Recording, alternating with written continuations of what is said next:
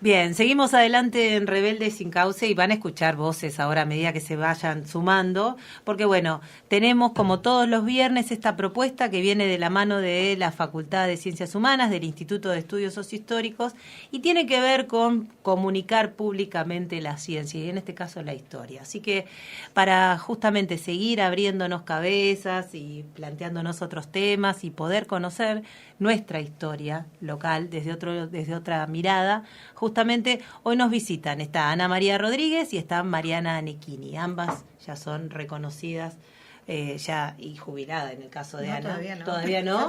Falta poquito. Sí. Referenta justamente de los estudios sociohistóricos en la provincia. Así que bueno, bienvenidas a ambas y muchas gracias por estar acá. Bueno, buenos días y muchas gracias por este espacio, por esta posibilidad de contarles por dónde estamos trabajando y desde dónde estamos investigando desde hace varias décadas, más de 2 décadas, sobre algunos temas que ya vamos a contarles.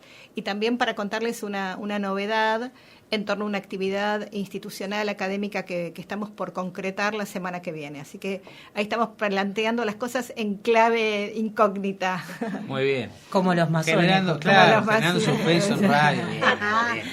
Bueno, y ahí, bienvenida Mariana también.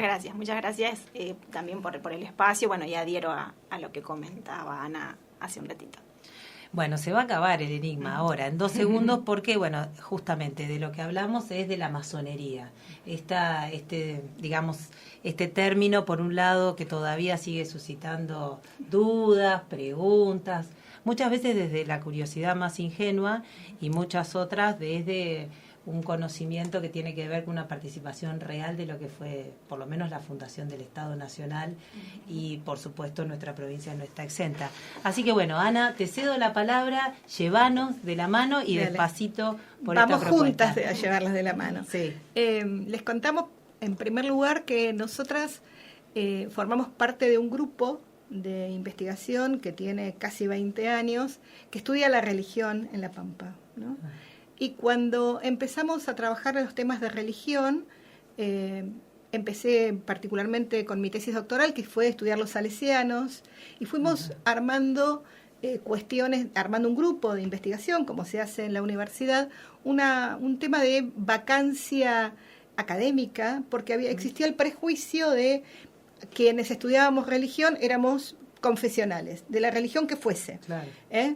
Me costó mucho en lo personal decir yo estudio religión desde una perspectiva académica laica y no porque soy católica. Además, yo no soy católica, digamos, no soy creyente, pero puedo estudiar y puedo aportar a la historia regional estudiando algo que tiene que ver con parte de nuestra historia, que es la cuestión religiosa y que forma parte de la cultura y que es muy importante en las sociedades y en el caso de La Pampa también. Ana, discúlpame que te interrumpa. ¿Y qué diferencia habría con la teología, que es lo que conocemos vulgarmente como el estudio de la religión? No, porque la teología estudia fundamentalmente los fundamentos filosóficos que tiene que ver y lo hace desde una perspectiva desde la propia confesionalidad. ¿Sí? Nosotros lo que estudiamos desde las propias religiones, ¿no? Cómo cada religión se construye a sí misma.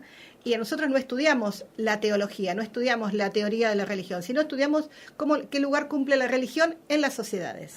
Y cómo eso impacta en las conformaciones culturales, políticas, ideológicas de las sociedades. Y empezamos mirando La Pampa, que no había nunca estudios. Los únicos estudios que había tenían que ver fundamentalmente con estudios que habían hecho los propios sacerdotes, Tabela, Bala, nómbrame alguno más, Tabela, Bala, se me hizo un blanco Tabela y Bala fundamentalmente, Lorenzo Massa, se me había hecho un blanco Lorenzo Massa.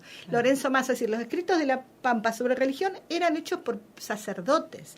Claro. Y nosotros venimos desde el ámbito de la universidad en un impacto que viene desde los años 80, que el mundo académico empieza a decir, también nosotros podemos estudiar la religión y lo podemos hacer desde los criterios no religiosos, criterios laicos.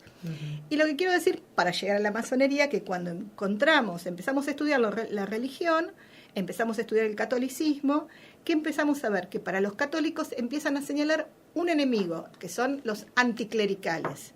¿Quiénes son estos anticlericales? Aquellos que se oponen, en el caso de La Pampa, a que La Pampa, que se estaba conformando después de la llamada conquista del desierto, ¿sí? Que se estaba conformando como un espacio que estaba construyendo su institucionalidad política, económica, social, cultural. A ver, habría grupos religiosos locales, católicos, fundamentalmente los salesianos, mayoritariamente los salesianos, aunque en el norte había también franciscanos, pero mayoritariamente La Pampa era un territorio de misión desde 1896 hasta 1934, fue un territorio de misión, se lo dieron a los salesianos para que la hiciera católica. Entonces los salesianos que se encuentran con obstáculos donde este territorio, que vienen migrantes permanentemente, se encuentran con grupos no católicos, que dicen, no, el rumbo que nosotros queremos para esta Pampa es que no sea católica, queremos que seas laica. Y entonces los salesianos, la Iglesia Católica, empieza a señalar a ese grupo como los enemigos de la Iglesia y empiezan ámbitos de de tensiones muy fuertes, ¿y a quiénes señalan? A los socialistas, a los anarquistas, a los maestros normalistas. A los sospechosos de siempre. A los normalistas, sí, a los normalistas y también a los masones. Y empiezan a decir, acá no se puede construir una Pampa católica porque en los municipios hay masones, porque en las sociedades de migrantes hay masones, porque en la asociación de maestras hay masones. Entonces ahí es cuando nosotros decimos, ¿dónde están estos masones? Y ahí es que nosotros empezamos a estudiar también a partir de lo religioso, cómo en términos de Bourdieu sería, cómo se conforma ese campo religioso, donde hay una lucha de poderes por a ver quién tiene la hegemonía, ¿sí? Y en función de eso es que nosotros, por eso decimos que nosotros estudiamos la religión, pensando en ese campo de tensiones y donde aparece la masonería. ¿Y cómo se expresa después, digamos, esa... Ay, perdón, Mariana, te lo pregunto a vos. Sí, vamos a intercambiar. ¿Cómo se expresa después esa tensión? Es decir, ¿en qué lo ves de hechos concretos cotidianos que la gente vive en las comunidades? Bien, no sé, Ana, si vos querés seguir, que es también lo que has trabajado, pero el anticlericalismo en prácticas concretas. Pero sigamos con los masones, Sí, bien, yo por ahí, no sé, esto es un atrevimiento... comentar un poquito cuando hablamos de masonería, porque con esto también del simposio, y bueno, que con Ana también, ayer justamente estuvimos con en otra radio comentando, y que genera como mucha intriga, ¿no? Esto de qué es la masonería, ¿no? De qué hablamos cuando hablamos de masonería, y eso a mí me parecía interesante, digamos, como punto de partida para después entender, por qué en La Pampa, ¿no? Primero, a mí yo siempre pienso esto de que es importante, comentar qué no es la masonería, ¿no? Claro. Bueno, esto de que, no es una religión, no es una secta, los masones no son personas raras, no es algo, sectario, oscuro. San Martín, ¿no? Era masón. Claro, exactamente, San Martín, Sarmiento, ¿no? Entonces, despojar, ¿sí?, a la masonería en principio de todas esas cuestiones que tienen que ver con los mitos en torno a la masonería, ¿no? Y quiero, digo esto porque vos justamente hoy, Mariana, al comienzo planteabas esto de comunicar las ciencias, de la importancia, en este caso la historia, ¿no? Y creo que ahí también, le encontramos el sentido y la funcionalidad a las ciencias sociales y en este caso a la historia, porque, lo que nos permite leerla, estudiar la religión, la masonería, el anticlericalismo desde una perspectiva histórica, es justamente complejizar, ¿no? Y tener una mirada, una perspectiva más crítica respecto de, los procesos, las instituciones, los actores, ¿no? Como esto que comentaba Ana, ¿no? Entonces, nosotros lo hacemos de una mirada académica, ¿no? Ni a favor ni en contra, ni decimos si son buenos, si son malos, no es esa la perspectiva, ¿no? Sino, cuando hablamos de perspectiva académica, tiene que ver con tratar de interpretar, ¿no? De interpretar el rol, en este caso de los actores, los masones, quienes estudian también las masonas, laica, ¿no? Pero desde una mirada laica, ¿no? Eso también es importante sostenerlo. Hay una decisión política ahí también de mirar la religión desde una perspectiva laica, digamos. Sí, yo diría más bien neutral.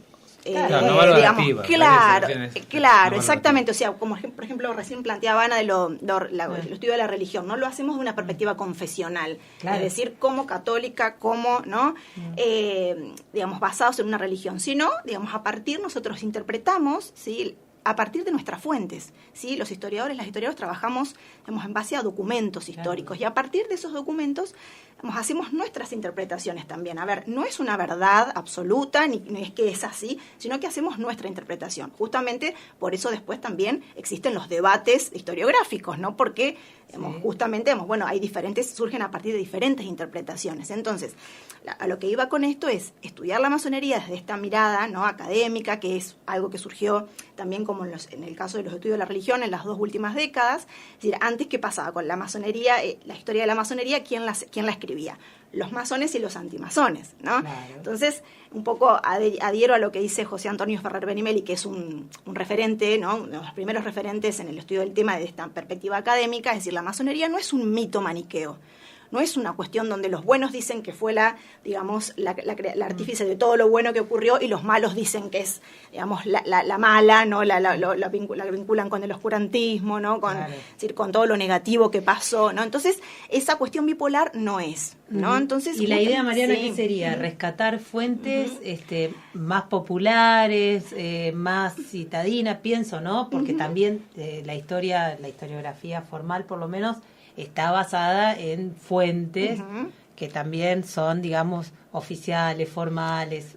Es decir, el trabajo de ustedes sería por ahí buscar fuentes más vinculadas a los pobladores, la visión de los pobladores. Nosotros buscamos fuentes que están en los archivos. Exactamente. Nosotros, nuestras fuentes, vos pensás que la masonería, estamos hablando en La Pampa, por lo menos, estamos hablando que tiene que ver con una forma de organización, una forma asociativa en un territorio en formación, donde no estaban los partidos políticos, por ejemplo. Claro. Entonces, donde estaban las asociaciones, es decir, La Pampa tenía que conformar su propia institucionalidad. Entonces, estos migrantes que llegan a La Pampa, son mayoritariamente migrantes, quienes forman parte de las asociaciones masónicas. Estos migrantes lo que están definiendo es el destino de La Pampa, están definiendo hacia dónde van. Por ejemplo, una de las cuestiones básicas es que ellos son provincialistas, son los que crean el Comité Pro Provincia, son los que crean el diario La Autonomía, ¿se entiende? Y y ellos tienen una forma de organización, que es secreta, que ahora mañana va a contar toda esta cuestión de los secretos, además pues nosotros nos repartimos lo que decimos cada uno, va a contar cómo es esa forma iniciática, secreta que los caracteriza, pero a su vez forman parte de otras instituciones donde debaten, en los consejos municipales, por ejemplo, en las asociaciones de inmigrantes, donde debaten y ahí confrontan con la Iglesia Católica. Y una de las cosas que es interesante ver, por ejemplo, que nosotros tenemos esta idea muy, muy como del sentido común, si se quiere, que cuando se conforma un poblado, inmediatamente se hace una iglesia. Claro. Y eso no funciona así en La Pampa. En La Pampa muy pocos poblados. Inmediatamente la catedral enfrente de la municipalidad, alrededor de la plaza, enfrente de la plaza no es... Esto en Santa Rosa sí. No, sí, en Santa Rosa sí, pero en las otras... Vos empezás a mirar la Ruta 5 y todas son en la década del 30 y del 40.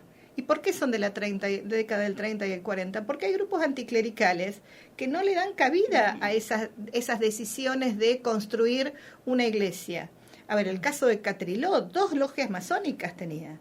A ver, ¿y la iglesia de cuándo es? Avanzada la década del 40. A ver, ¿se entiende? Y si uno piensa, Anguil, década del 40. Si uno la piensa, cuando se construyen Riglos, década del 40, uno piensa, ¿por qué es eso? Porque hay unas fuerzas políticas no religiosas. Claro. ¿Y qué hacen ustedes seguramente alguna vez escucharon hablar de las comisiones pro templo? ¿Qué hacen las comisiones pro templo? ¿Por qué en todos los pueblos había comisiones pro templo? Porque no había templos. Claro. ¿Se entiende? Ese proceso de conformación de los templos es porque había otros que estaban discutiendo estos territorios, esta Pampa, hacia dónde iba. Ana, de hecho, perdóname, quiero decir una cosa, la famosa historia década del 20, que los socialistas en Santa Rosa pusieron la bandera de remate, que es un hecho como que paradigmático, pusieron la bandera de remate de la catedral porque no había pagado los impuestos. Claro. A ver, digo, un consejo... Claro, que tiene que ver con las prácticas, o sea, este anticlericalismo donde se ve, ¿no? También. ¿Y cómo sería, para entender un poquito la lógica de cómo arman toda esta narratividad, digamos, qué fuentes usan? ¿Vos decís las actas del consejo? ¿Qué? No, en realidad, en lo que nosotros nos basamos son en fuentes masónicas. ¿No? O sea, Ana, por ejemplo, las dos tuvimos acceso al archivo de la Gran Logia Argentina, ¿sí? Que es la que nuclea todas las logias regulares del país, ¿no? Entonces, el acceso a esa documentación, a esos legajos, le permitió a Ana, que fue, digamos, la que hace la reconstrucción de la historia de la masonería en el territorio nacional de La Pampa, hacer justamente identificar las logias que funcionaron en el territorio nacional de La Pampa, ¿no?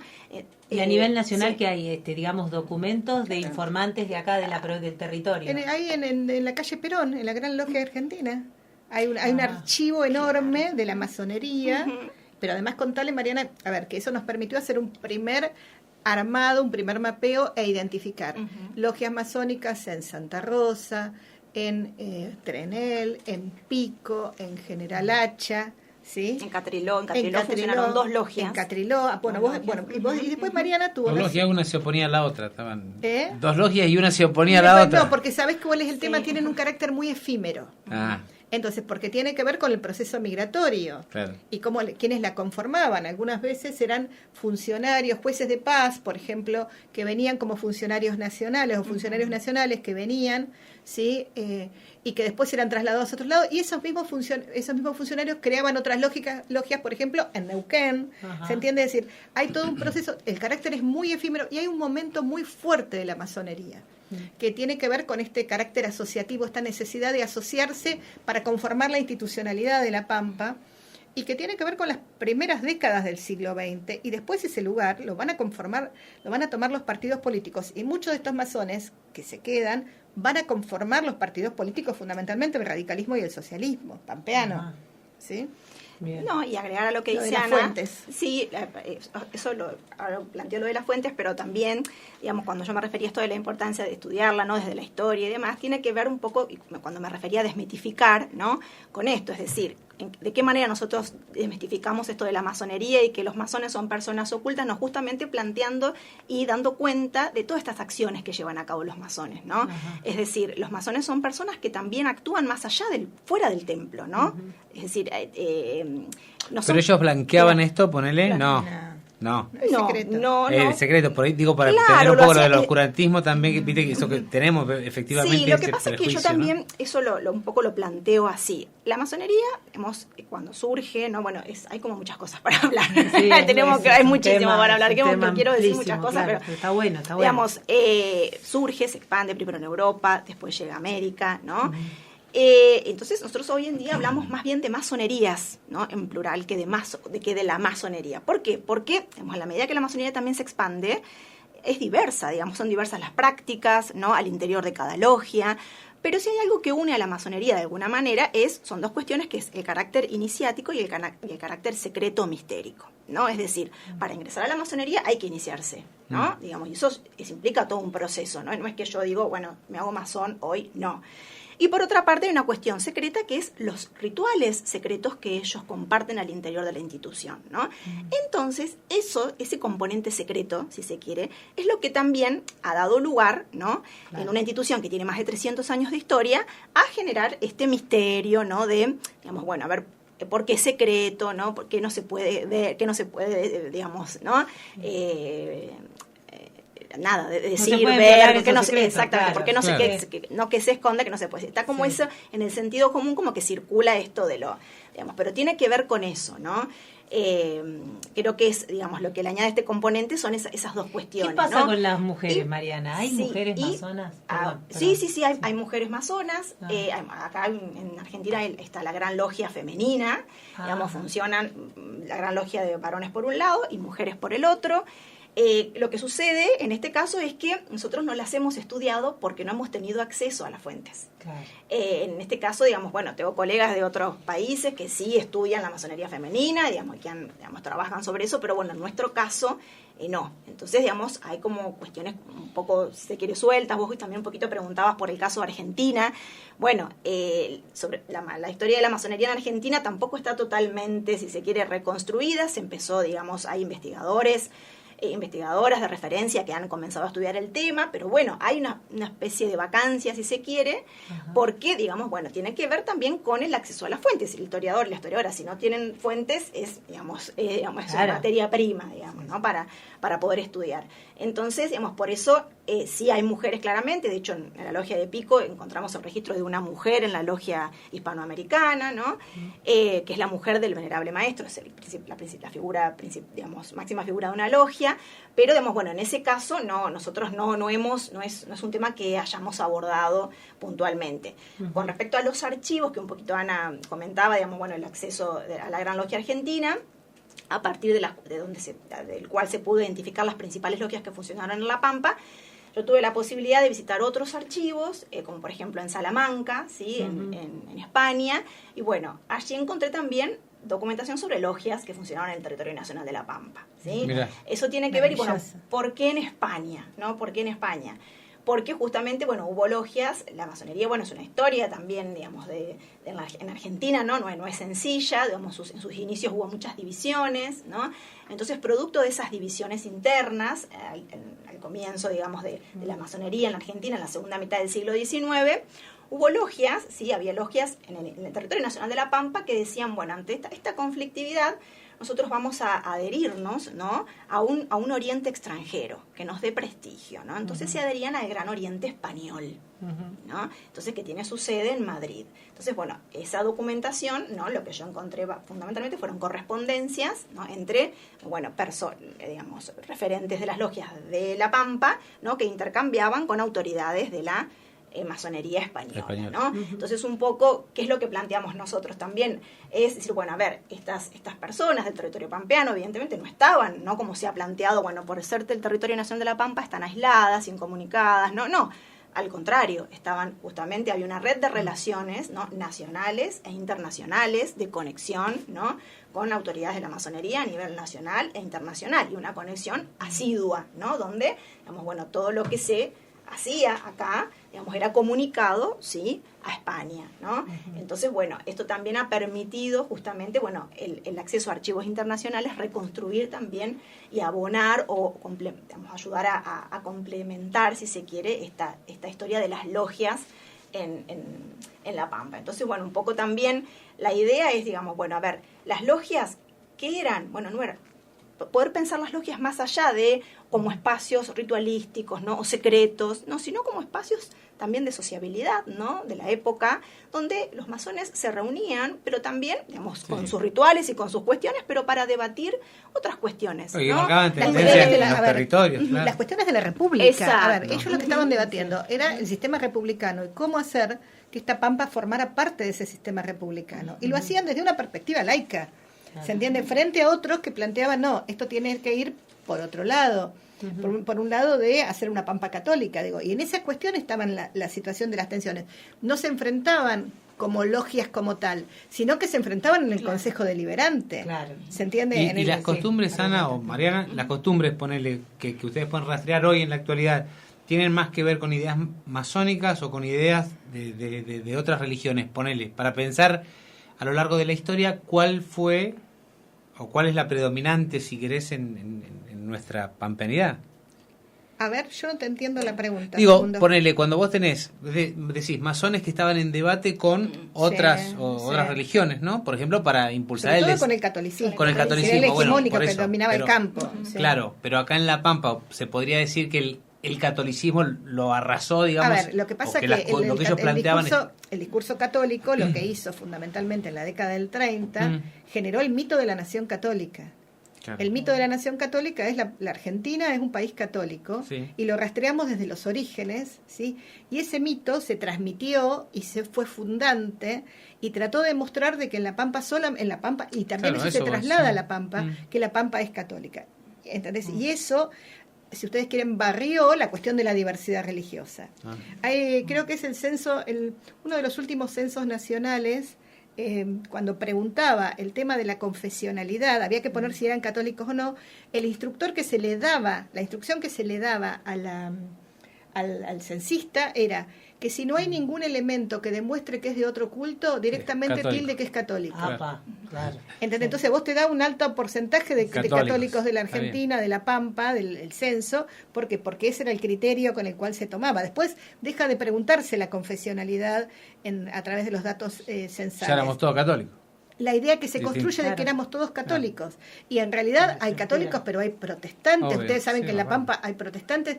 Y la inmigración alemana no solamente es ruso-alemana, no solamente, o de alemanes de Rusia, no solamente fue, en el caso de La Pampa, católica, que sí fue muy importante, las principales colonias cuasi confesionales, Santa Teresa, Santa María, San José, ¿no? Que son muy fuertes en su confesionalidad, pero también todo el sureste productivo, fundamentalmente, vienen luteranos. Vienen los valdenses. A ver, estamos pensando en un mundo diverso desde lo religioso, ¿no? Sí, tengo que hacer tantas preguntas, porque yo me queda la palabra clandestinidad dando vueltas. Si alguna vez los masones fueron clandestinos como tales. No, pero bueno, han tenido conflictos de persecuciones, no en La Pampa, no en La Pampa. En el mundo sí, viste que se han generado cuestiones de persecución y demás. De hecho yo pensaba hoy en la pregunta que hacía Mariana respecto, bueno, no sé si vos tenés registro de alguna práctica concreta, pero por ejemplo en las fuentes, con respecto a esto del anticlericalismo, bueno, en estas fuentes que yo encuentro en este archivo de Salamanca, bueno, se observa que el venerable maestro de la logia de Pico quiere expandir la masonería, ¿no? Hay que expandirla, ¿no? De hecho habla de crear una logia en Colonia Varón, porque hay un cura que está convocando, dice palabras textuales, a varios inocentes, ¿no? Entonces ahí tiene que crearse una logia. Entonces dice, bueno, acá tiene que crearse una logia con fulanito, fulanito, fulanito y fulanito. Y también en Catriló. En Catriló podemos poner, ¿no? Entonces, bueno, ahí se arma todo como esta cuestión, digamos, de personalidad. Nosotros lo que vemos también es esta circulación de personas, ¿no? Es decir, los miembros que nos aparecen en tal logia también aparecen en otra, ¿no? O de la misma localidad como Pico, que funcionó más de una logia, o, digamos, de Pico, que después la vemos en la logia de Catriló, los vemos en la logia de Catriló. Entonces también la masonería también como un espacio donde, digamos, si se quiere, digamos, de formación también espiritual, intelectual, todo lo que tiene que ver, ¿no? con lo específico de la institución, pero también, bueno, como un ámbito de circulación, ¿no? De personas, y el de saberes, de sociabilidad. El conflicto tiene, a ver, hay cuestiones de... tenemos que ir cerrando. Pero una sola cosa. Sí, vamos a convocar también. Vamos a eso, iba a decir. Solamente digo, como para que ustedes tengan una idea, a ver, el conflicto, el verdaderamente era álgido en Hacha. En un momento se queman las iglesias, los colegios salesianos, y los colegios, el cura en ese momento, que era Orsi, dice, son los masones, están quemando. A ver, digo, hay una situación fuerte de enfrentamiento. No es solamente ideológico y a través de la prensa, pero bueno, es un tema para que lean lo que hemos escrito. ¿Dónde está? ¿Dónde se encuentra?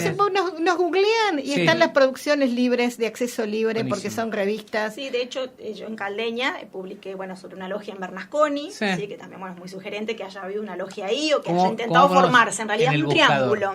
Masonería La Pampa. Masonería La Pampa, Rodríguez Anetkini, y inmediatamente van a encontrar. Y queremos contarles una cosa que es muy importante, que la semana que viene, el miércoles, jueves y viernes, en la Universidad Nacional de La Pampa se va a generar, vamos a recibir a todos los estudiosos del mundo que estudian la masonería. Es un simposio internacional, el 7º simposio internacional, que para nosotros es muy importante porque nosotros estamos pensando en que la universidad produce conocimiento científico, y pensar que la Universidad de La Pampa va a recibir al mundo académico que estudia la masonería es muy importante. Sobre todo cualquiera, y sobre todo quiero decirlo en este contexto, y para además en este contexto donde la universidad está tan devaluada, la actividad de la investigación está tan devaluada, y que una universidad pequeña como la Universidad de La Pampa, y no los grandes centros urbanos, reciba al mundo académico que estudia la masonería, para nosotros, nos enorgullece. Y además nos pone en valor, nos prestigia, ¿sí? Porque como Universidad Nacional nos parece importante este acontecimiento. Esto es de libre acceso, es gratuito. Y es el 18, 19 y 20. Sí, y está en las redes sociales, Universidad de La Pampa Masonería, y van a ver el programa, ya está todo colgado. Uno puede venir y escuchar una conferencia que le interese, puede ir a una presentación de un libro, puede ir a la conferencia inaugural. A ver, no necesariamente tiene que estar todo el tiempo. Es un evento de libre acceso, es académico, pero uno puede ir para informarse, para conocer, para preguntar. Sí, que de hecho es académico, pero hay masones, ¿no? Dentro de los académicos hay personas que son masones, digamos, también aclarar eso, hay masones y no masones. No es que digamos, es un evento de masonería o un simposio de masonería y van todas personas, van masones, no, digamos, hay como nosotras, ¿no? Que no somos masonas y masones. Vayan sin miedo, dicen. Las voces que escucharon entonces son la de Ana María Rodríguez y la de Mariana Necchini, ambas doctoras en historia y pasaron por Rebelde Sin Cauce.